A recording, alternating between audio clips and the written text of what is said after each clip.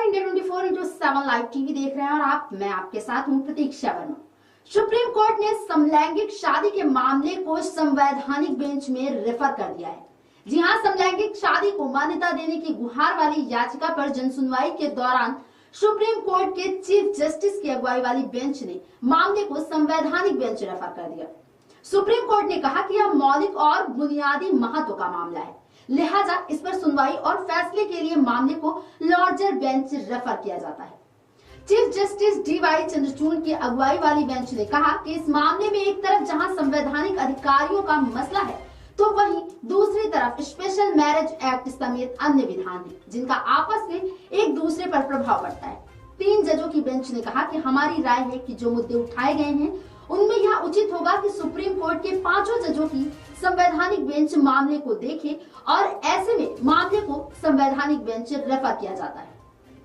Supreme court ने कहा कि मामले की सुनवाई 18 अप्रैल से होगी और 5 जजों की संवैधानिक बेंच सुनवाई करेगी और सुनवाई का लाइव स्ट्रीमिंग यानी कि सीधा प्रसारण होगा। दरअसल संवैधानिक बेंच से संबंधित मामले का सीधा प्रसारण होता रहा है। सुनवाई के दौरान सोमवार को याचिकाकर्ताओं की ओर से सीनियर एडवोकेट नीरज किशन कौल ने कहा कि भारत में समलैंगिक विवाह को मान्यता देने के लिए स्पेशल मैरिज एक्ट में समलैंगिक विवाह को समावेश किया जा सकता है या फिर नवतेज सिंह बनाम केंद्र सरकार यानी कि होमोसेक्सुअलिटी को अपराध से बाहर करने वाले जजमेंट को मद्देनजर किया जा सकता है। सुनवाई के दौरान सॉलिसिटर जनरल तुषार मेहता ने कहा कि हिंदू में शादी कॉन्ट्रैक्ट नहीं है, लेकिन मुस्लिम लॉ में ऐसा ही है।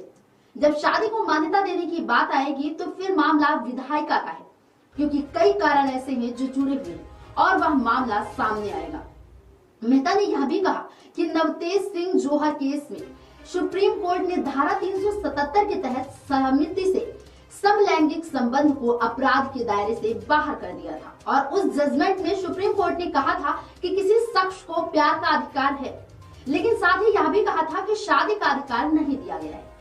याची के वकील नीरज किशन कौल ने तमाम पहले के जजमेंट को रेफर किया और कहा कि जो मामला राष्ट्रीय महत्व का हो उसे पब्लिक देखना चाहती है। ऐसे में हम आग्रह करते हैं कि इस मामले की लाइव स्ट्रीमिंग होनी चाहिए। केंद्र की ओर से सॉलिसिटर जनरल तुषार मेहता ने कहा कि यह केवल बायोलॉजिकल पुरुष और महिला पर लागू होता है। केंद्र ने समलैंगिक विवाह को मान्यता देने का विरोध किया है। केंद्र ने कहा कि विवाह की अवधारणा है कि 2 विपरीत लिंग के व्यक्ति के बीच शादी होगी। वहीं एक ट्रांसजेंडर की ओर से पेश वकील KV विश्वनाथन ने दलील दी कि केंद्र का जो हलफनामा है वह ट्रांसजेंडर के अधिकारों को प्रोटेक्ट नहीं करता है। यह केवल वैधानिक व्याख्या का मामला नहीं है, बल्कि संविधान में जो अधिकार मिले हैं उसके मद्देनजर देखा जाना चाहिए। वहीं नीरज किशन कौल ने कहा कि निजता के अधिकार को जजमेंट और Navtej judgment Special Marriage Act की संकीर्ण व्याख्या से परे है। इस दौरान सुप्रीम कोर्ट में सॉलिसिटर जनरल तुषार मेहता की दलील थी कि यहाँ तक पसंद की स्वतंत्रता का सवाल है तो नवतेज जजमेंट में यह पहले से व्यवस्था हो चुकी है। उस जजमेंट में कहा गया था कि विवाह का अधिकार होमोसेक्सुअल को नहीं दिया जा रहा है। धारा 377 के तहत सहमति से अप्राकृतिक संबंध को अपराध की श्रेणी से बाहर कर दिया गया और ऐसे में अब LGBTQ पर कोई कलंक वाली बात नहीं है। सुप्रीम कोर्ट में सोमवार को सॉलिसिटर जनरल मेहता ने कहा कि शादी को मान्यता दी जाती है तो फिर गोद लेने का मामला सामने आएगा।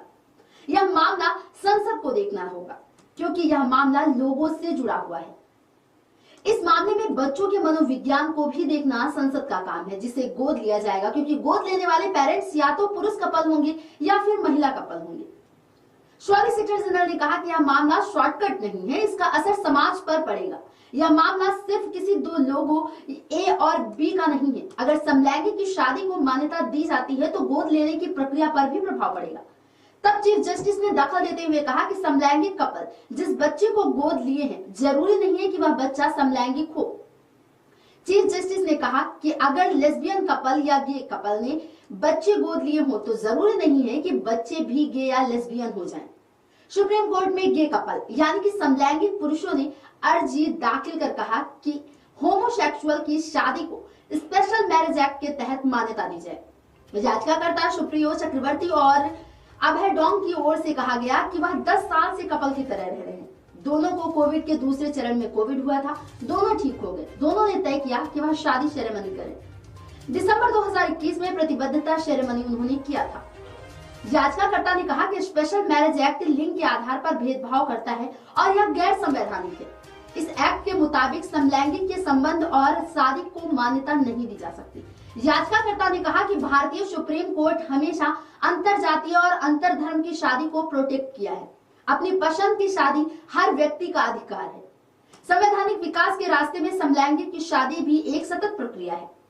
नवतेज सिंह जौहर से संबंधित केस और पुत्तस्वामी केस में सुप्रीम कोर्ट ने कहा था कि LGBTQ, लेस्बियन, गे, बाइसेक्सुअल और ट्रांसजेंडर शख्स को समानता का अधिकार है और साथ ही उन्हें गरिमा के साथ जीने और निजता का भी अधिकार है। अपनी पसंद की शादी का जो अधिकार है वह LGBTQ को भी दिया जाना चाहिए। कहा कि वह 17 साल से रिलेशनशिप में है। उनके पास 2 बच्चे भी हैं, लेकिन वह कानूनी तौर पर शादी नहीं कर सकते। ऐसे में कपल का बच्चों के साथ कानूनी पेरेंट्स का हक नहीं मिल रहा है। याचिकाकर्ता ने कहा कि नवतेज सिंह जौहर केस में समलैंगिकता को सुप्रीम कोर्ट ने मान्यता दे दी थी और उसे अपराध से बाहर कर दिया था। केंद्र सरकार ने कहा कि सहमति से अप्राकृतिक यौन संबंध के मामले को अपराध की श्रेणी से बाहर किए जाने के बावजूद याचिकाकर्ता होमोसेक्सुअल की शादी को मान्यता देने के लिए दावा नहीं कर सकते और मौलिक अधिकार के आधार पर यह दावा किया भी नहीं जा सकता है। केंद्र सरकार ने याचिका का विरोध किया है। केंद्र ने कहा है कि शादी की जो अवधारणा है उसके तहत यह जरूरी है कि 2 लोगों के बीच मिलन होता है जो अलग अलग लिंग के होते हैं और यह परिभाषा सामाजिक, सांस्कृतिक और कानूनी तौर पर मान्य है। इस सिद्धांत को किसी भी तरह से न्यायिक व्याख्या से हल्का या कमजोर नहीं किया जा सकता। सभी धर्म के पर्सनल लॉ हैं और उनमें तमाम नियम हैं। हिंदू में मिताक्षरा और दायभगा सिद्धांत है, वहीं अन्य धर्म के अलग अलग पर्सनल लॉ हैं।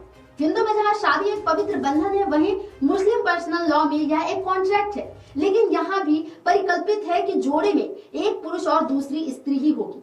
मौजूदा मामले में दाखिल रिट को स्वीकार नहीं किया जा सकता क्योंकि यह पूरे विधायी पॉलिसी को चेंज कर देगा।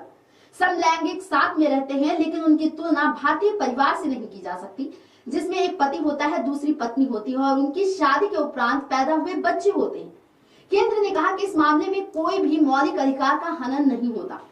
समलैंगिक शादी की मान्यता न देने से मौलिक अधिकार का उल्लंघन नहीं है। सुप्रीम कोर्ट ने 6 सितंबर 2018 को समलैंगिकता मामले में अहम फैसला आया और फैसले के बाद बालिगों के बीच सहमति से बनाए गए समलैंगिक संबंध अपराध नहीं रहा। सुप्रीम कोर्ट की संवैधानिक बेंच ने एक ऐतिहासिक फैसले में कहा था कि धारा 377 के तहत 2 बालिगों के बीच सहमति से बनाए गए समलैंगिक संबंध अपराध नहीं है। इस प्रावधान को सुप्रीम कोर्ट ने गैर संवैधानिक करार दिया था और इसे समानता और जीवन के अधिकार का उल्लंघन बताया। बालिगों के बीच सहमति से बनाए गए समलैंगिक संबंध को धारा 377 के तहत अपराध मानना अतार्किक और साफ तौर पर मनमाना प्रावधान है। सुप्रीम कोर्ट ने 5 साल पहले निजता के अधिकार को मौलिक अधिकार माना था और उस जजमेंट में सुप्रीम कोर्ट ने कहा था कि सेक्सुअल ओरिएंटेशन यानी अनुकूलन निजता का महत्वपूर्ण अंग है। सुप्रीम कोर्ट ने अपने 24 अगस्त 2017 को ऐतिहासिक फैसले में कहा था कि निजता का अधिकार मौलिक अधिकार है। निजता के मूल में व्यक्तिगत घनिष्ठता, पारिवारिक जीवन, शादी, प्रजनन, घर, सेक्सुअल ओरिएंटेशन सब कुछ है। साथ ही प्राइवेसी, व्यक्तिगत स्वायत्ता की सेफगार्ड है जो जिंदगी के महत्वपूर्ण रोल रखता है। सुप्रीम कोर्ट समलैंगिक विवाह को मान्यता देने के लिए अदालत में दाखिल 15 अर्जियों की सुनवाई कर रहा है। इन याचिकाओं में अलग अलग तरह की मांग की गई।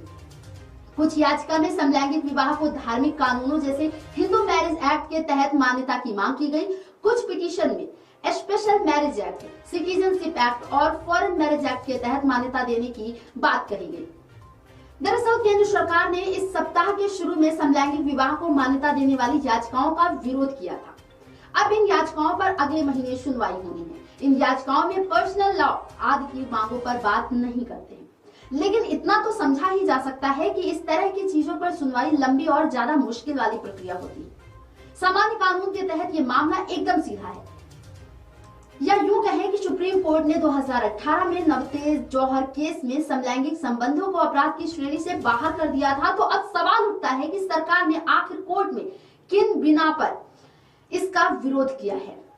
सरकार ने तर्क दिया कि शादी महिला और पुरुष के बीच पारंपरिक रिश्तों का संबंध होता है, ये भविष्य का पारंपरिक रिश्ता होता है। हालांकि केंद्र ने साथ ही कोर्ट में ये भी तर्क दिया था कि विधायिका की इस तरह के मामले पर कोई फैसला कर सकती है और कोर्ट का इस फैसले में कोई अधिकार नहीं है। पर ये सही नहीं है। कोर्ट इन याचिकाओं की सुनवाई कोई कानून बनाने के लिए नहीं कर रही है, लेकिन इस बात पर चर्चा कर रही है कि कानून पर सवाल उठ रहे हैं, यही उसका काम है। सरकार ने इसके साथ ही कई ऐसे तर्क दिए जिसमें कहा गया कि अगर इन याचिकाओं को इजाजत दी जाती है तो कई कानून और उसके प्रावधानों को बदलना होगा। ये बेकार के तर्क है। ज्यादातर बदलाव को बहुत ही साधारण प्रकृति के हैं। इनमें तो केवल पति और पत्नी शब्द को हटाने भर का मामला है। इनकी जगह पर जेंडर न्यूट्रल शब्द स्पाउस लिखना होगा। हाँ, कुछ प्रस्ताव ऐसे हैं जहां सामाजिक असमानता के कारण जेंडर केंद्रित टर्म का इस्तेमाल किया जाता है, जैसे दहेज, घरेलू हिंसा, रहन सहन वे आदि का ध्यान से देखना होगा। इसके लिए समलैंगिक समूह के प्रतिनिधियों और विशेषज्ञों से चर्चा करनी होगी, लेकिन ये कहना कि सरकार को बचाने के लिए व्यक्ति को मौलिक अधिकार से वंचित किया जा सकता है और सरकार के लिए इतने सारे बदलाव करना काफी मुश्किल भी होगा, ये बात शायद ही किसी को समझ में आए। ताइवान एशिया का पहला ऐसा देश है जहां समलैंगिक विवाह को मान्यता दी गई है। वहां की संवैधानिक कोर्ट ने सरकार को एक निश्चित समय सीमा के भीतर कानूनों में संशोधन करने का आदेश दिया था। भारत में भी यही रास्ता अख्तियार किया जा सकता है। जहां तक कानून रिश्तों और सोशल वैल्यू की बात है तो इसे इग्नोर किया जा सकता है। जब तक मौलिक अधिकारों की बात आती है तो संवैधानिक नैतिकता की बातों को इग्नोर किया जा सकता है। पिछले कुछ दशकों में कई चीजों में बदलाव आया। हकीकत यह है कि 2018 में समलैंगिक संबंधों को अपराध की श्रेणी से बाहर किया गया। इस फैसले से दिल्ली हाईकोर्ट के 2009 में नास फाउंडेशन पर दिए गए फैसले पर मुहर लगाने जैसा था। इसके बाद से देश में सामाजिक और कानूनी बदलाव देखने को मिले। ऐसे में शादी के कानून को भी अभी नए सिरे से देखे जाने की जरूरत है। सरकार का ये सांकेतिक तर्क दे रही है कि जिसका कोई मतलब नहीं है, वो सामाजिक तर्क देकर समलैंगिक विवाह रोकने की कोशिश कर रही है, लेकिन आज इनका अब तक कोई मतलब नहीं। सरकार ने कहा कि अगर इस रिश्ते को इजाजत दी जाएगी, परिवार व्यवस्था और बच्चों पर इसका बुरा असर होगा। लेकिन लगता है कि सरकार शायद इस बात से अनभिज्ञ है कि पूरे देश में समलैंगिक जोड़े शादीशुदा तरीके से एक साथ रह रहे हैं। जहां तक बच्चों की बात है तो ये गोद भी लिए जा रहे हैं या फिर किसी के पार्टनर से इनका बच्चा होता है। ये केवल वही मांग कर रहे हैं कि उनके रिश्ते को मान्यता मिले। ये वो लोग नहीं हैं जो शादी के रिश्तों को नजरअंदाज कर रहे हैं, बल्कि ये तो वो लोग हैं जो इनके प्रति रुचि रख रहे हैं। ये वो लोग हैं जो शादी की पवित्रता में भरोसा रखते हैं। ये वो लोग हैं जो इस रिश्ते को जीना चाहते हैं। वो ये भी चाहते हैं कि उनके बच्चों को भी परिवार में रहने की इजाजत मिले, जैसे दूसरे शादीशुदा जोड़ों को है। क्या इस मांग से शादी जैसी संस्था कमजोर होगी?